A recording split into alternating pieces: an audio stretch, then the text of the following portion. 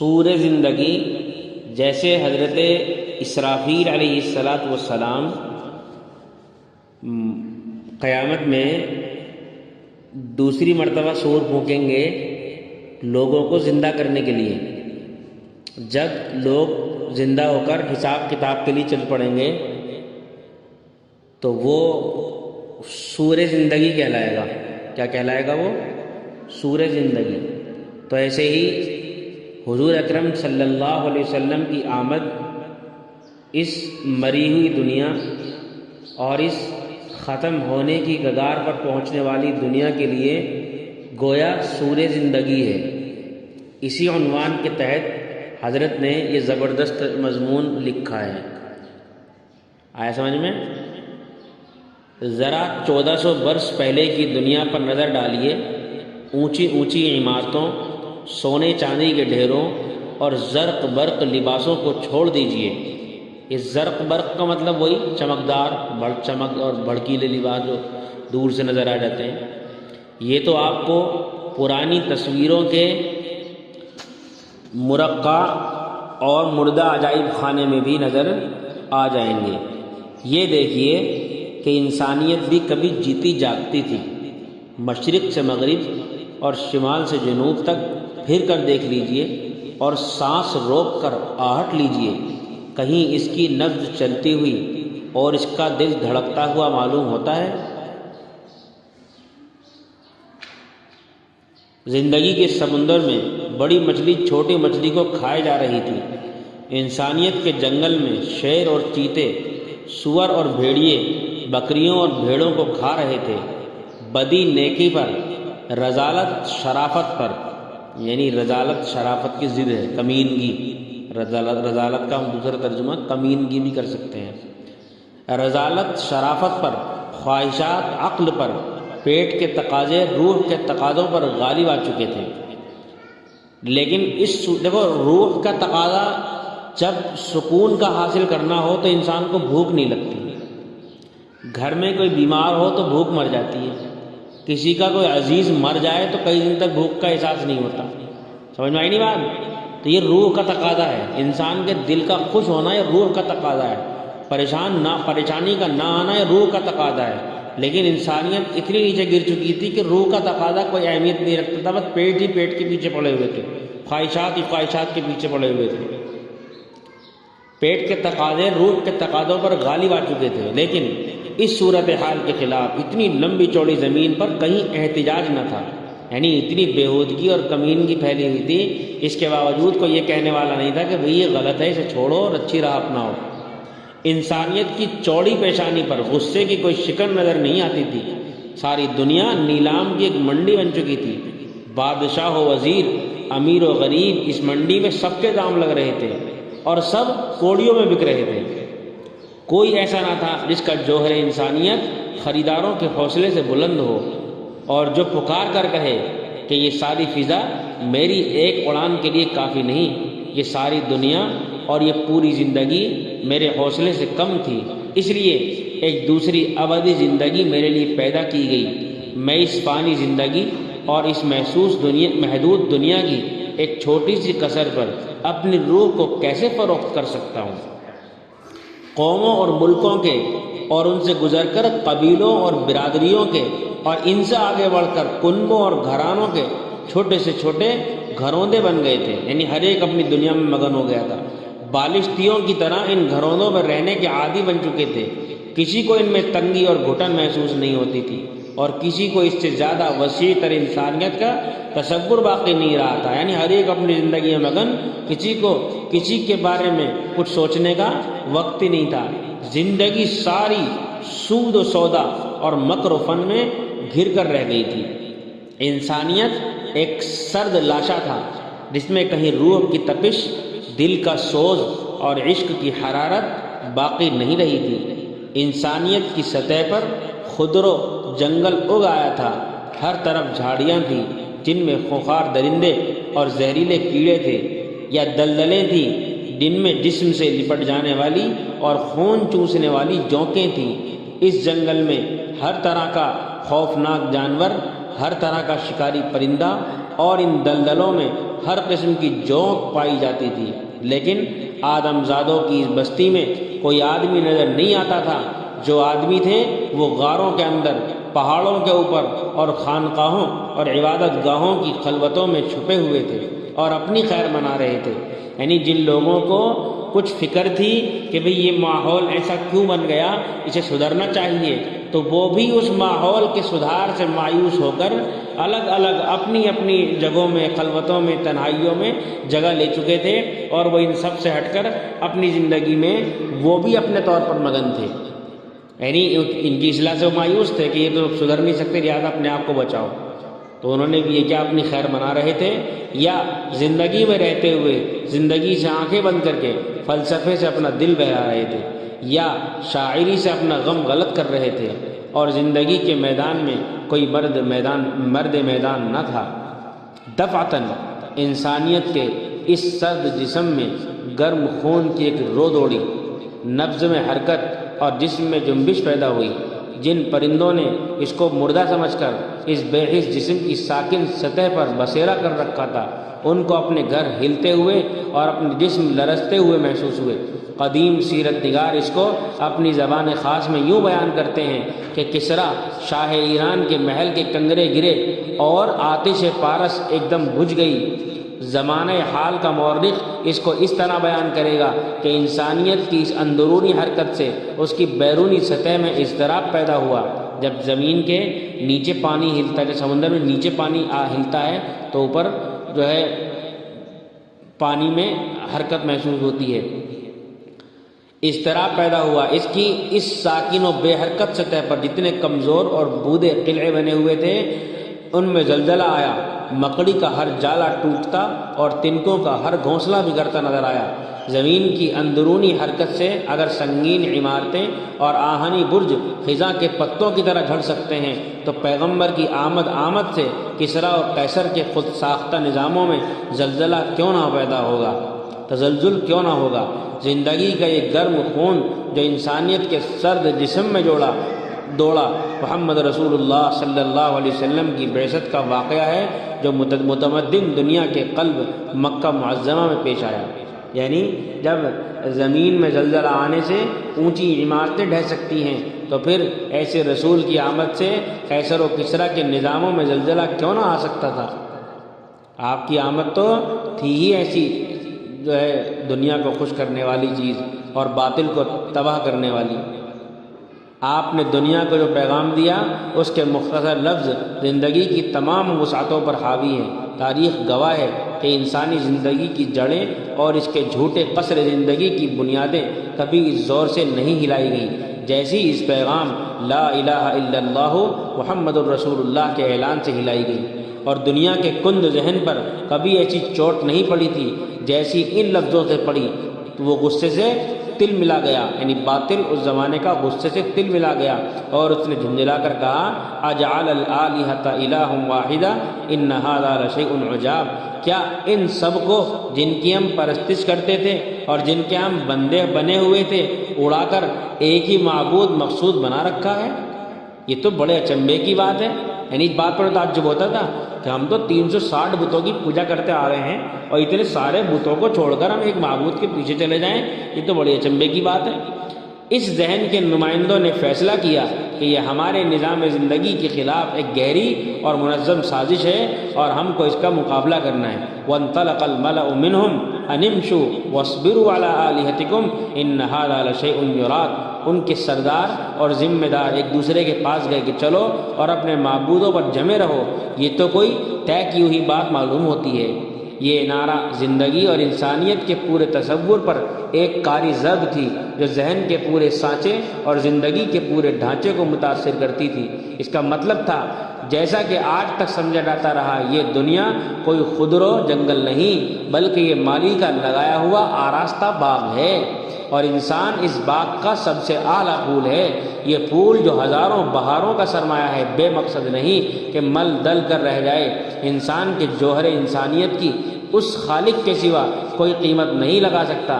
اس کے اندر وہ لامحدود طلب، وہ بلند ہمت، وہ بلند پرواز روح اور وہ مضطرب دل ہے، وہ بلند پرواز روح اور وہ مضطرب دل ہے کہ ساری دنیا مل کر اس کی تسکین نہیں کر سکتی، اور یہ سست عناصر دنیا اس کے ساتھ نہیں چل سکتی۔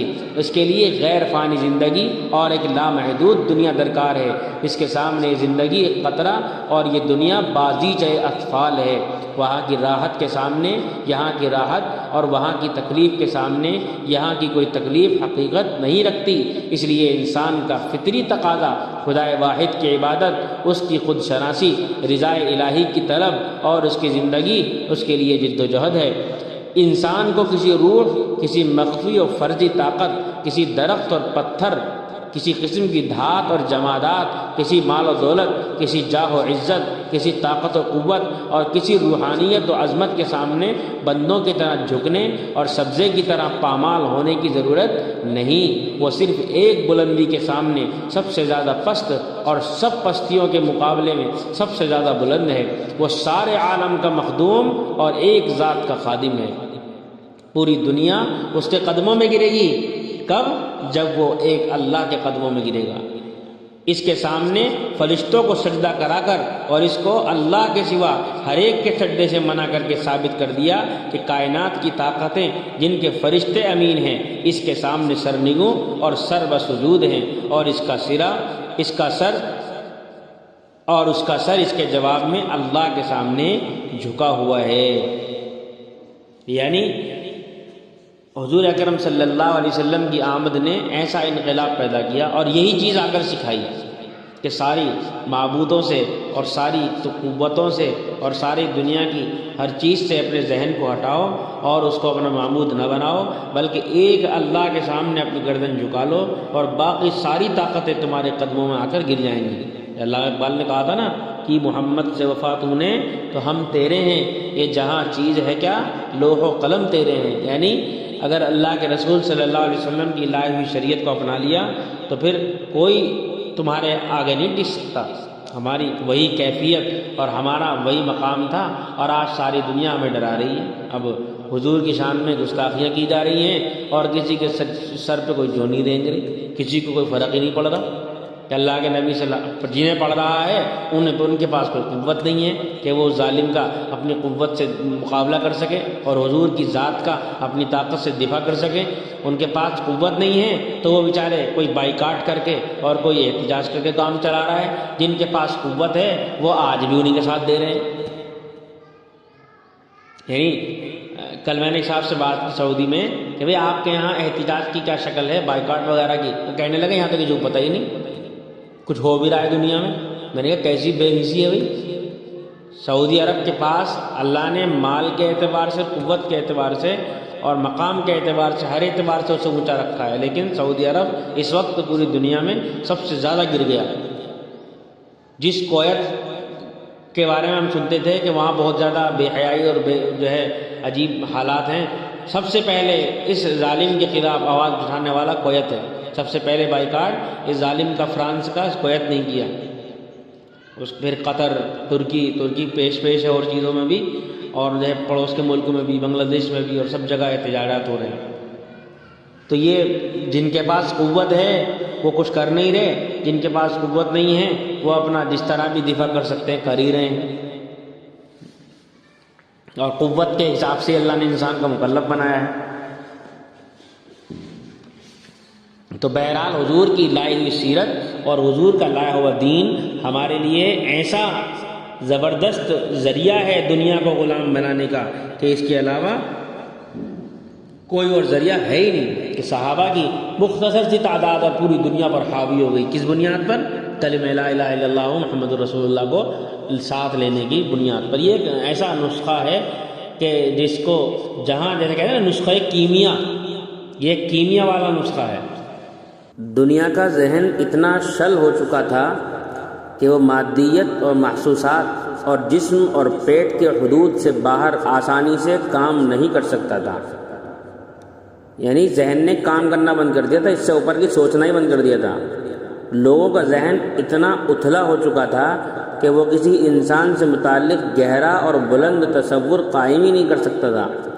انہوں نے کچھ پیمانے بنا رکھے تھے، ہر نئے شخص کو اس پیمانے سے ناپتے تھے، پیمانے بنا رکھے تھے، مطلب وہ والے پیمانے نہیں جو میٹر فٹ ناپنے کے ہوتے ہیں، بلکہ ایک پیمانہ متعین کر رکھا تھا انہوں نے، ایک معیار بنا رکھا تھا اپنے دماغ سے، پھر اسی پیمانے پر لوگوں کو ناپتے تھے، پرکھتے تھے۔ زندگی کی جو چھوٹی چھوٹی بلندیاں بن چکی تھیں، ہر بلند انسان کو انہی کے سامنے لا کر دیکھتے تھے۔ انہوں نے بڑے غور و فکر اور ذہانت سے کام لیا، اور وہ رسول اللہ صلی اللہ علیہ وسلم کے لیے اس کے آگے نہ سوچ سکے کہ یا تو وہ مال و دولت کے، یا سرمایہ داری و بادشاہی کے، یا عیش و عشرت کے طالب ہیں۔ یعنی حضور اکرم صلی اللہ علیہ وسلم جب نبوت کا اعلان فرما رہے ہیں اور ان لوگوں کو یہ اعلان برا لگ رہا ہے، تو ان کے ایک شخص کو اس کے مقصد سے ہٹانے کے لیے انہوں نے اس سے اوپر اٹھ کر سوچا ہی نہیں۔ کیا سوچا کہ جیسے ہم پیسے کے اور مال کے اور دولت اور عزت اور شہرت اور عہدوں کے پیچھے بھاگتے ہیں، ایسے ہی محمد بھی صلی اللہ علیہ وسلم اسی کی چاہت میں ہوں گے، لہذا انہیں بھی اسی چیز کی لالچ دیا گیا۔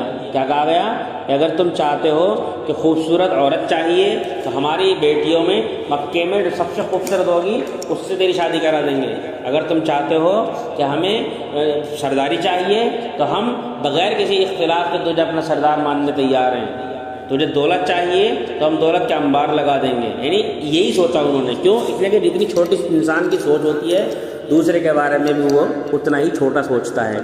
انصاف کیجئے تو اس وقت تک دنیا کا تجربہ اس سے زیادہ اور تھا بھی کیا، اور اس نے اپنے زمانے کے حوصلہ مندوں اور شہبازوں کی اس سے بلند پرواز کب دیکھی تھی۔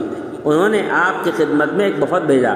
یہ دراصل اس عصر کے ذہن و دماغ اور نفسیات کی سچی نمائندگی، اور اس نے جو کچھ کہا وہ زمانے کے احساسات کی صحیح ترجمانی تھی۔ اس زمانے کے رسول اللہ صلی اللہ علیہ وسلم نے جو اس کا جواب دیا وہ نبوت کی صحیح نمائندگی اور امت مسلمہ کی حقیقت کا اصلی اظہار تھا۔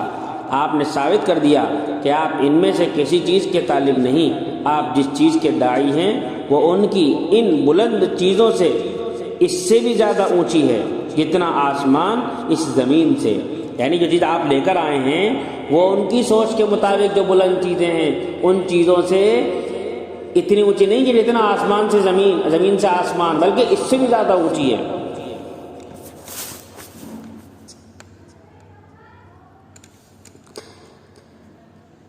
آپ اپنی ذاتی راحت اور ترقی کے لیے فکر مند نہیں بلکہ نوع انسانی کی نجات اور اس کی راحت کے لیے بے چین ہیں۔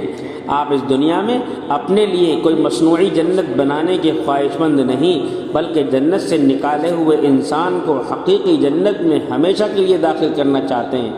آپ اپنی سرداری کے لیے کوشاں نہیں بلکہ تمام انسانوں کو انسان کی غلامی سے نکال کر بادشاہ حقیقی کی غلامی میں داخل کرنا چاہتے ہیں۔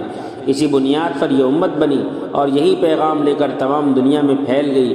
اس کے سفیروں نے جو اپنے اندر دعوت کی سچی روح اور اسلام کی صحیح زندگی رکھتے تھے، کسریٰ اور قیصر کے بھرے دربار میں صاف کہہ دیا کہ ہم کو اللہ نے اس کام کے لیے مقرر کیا ہے کہ ہم اس کے بندوں کو بندوں کی بندگی سے نکال کر اللہ کی غلامی میں، دنیا کی تنگی سے نکال کر اس کی وسعت میں، اور مذاہب کی ناانصافی سے نکال کر اسلام کے اس انصاف میں داخل کریں۔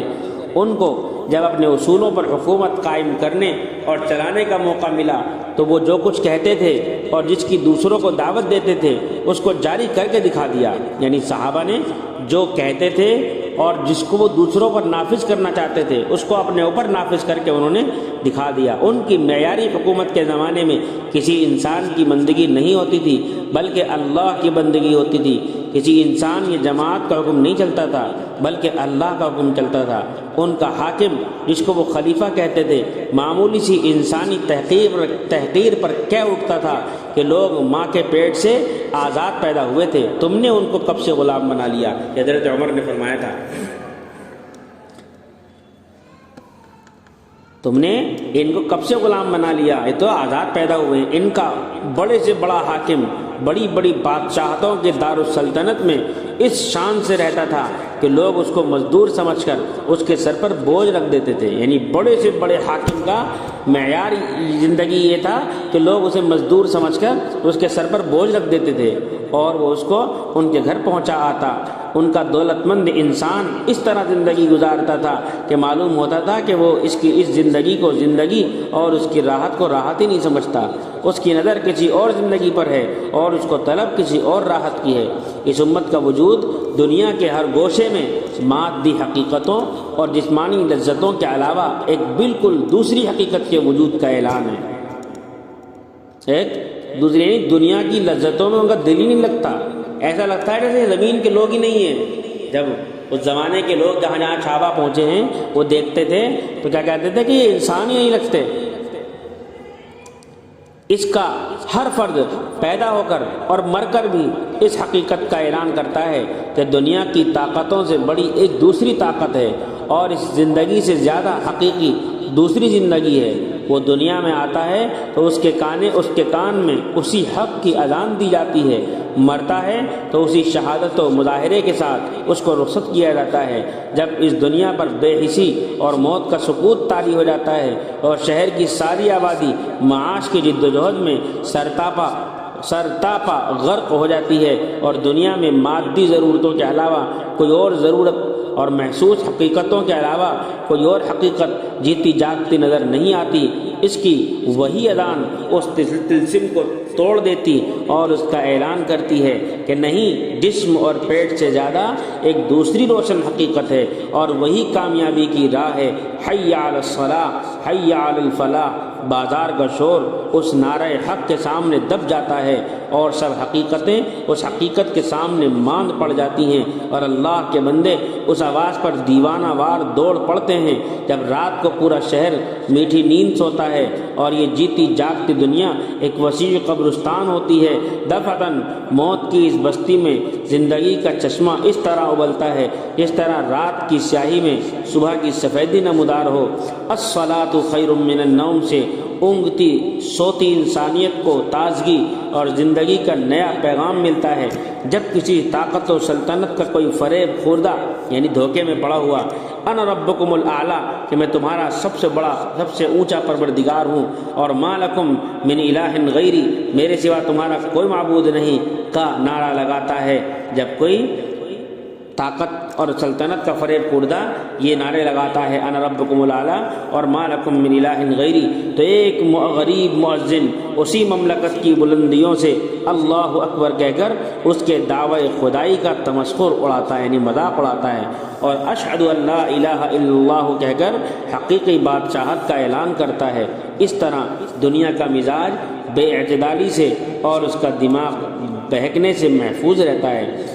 اس عرفان، ایمان اور اعلان کا چشمہ محمد رسول اللہ صلی اللہ علیہ وسلم کی بعثت اور آپ کی تعلیم و دعوت ہے، اور اب یہی عرفان، ایمان اور اعلان دنیا کی حیات نو کا سرچشمہ اور ہر صحیح و غالب انقلاب کا واحد ذریعہ ہے۔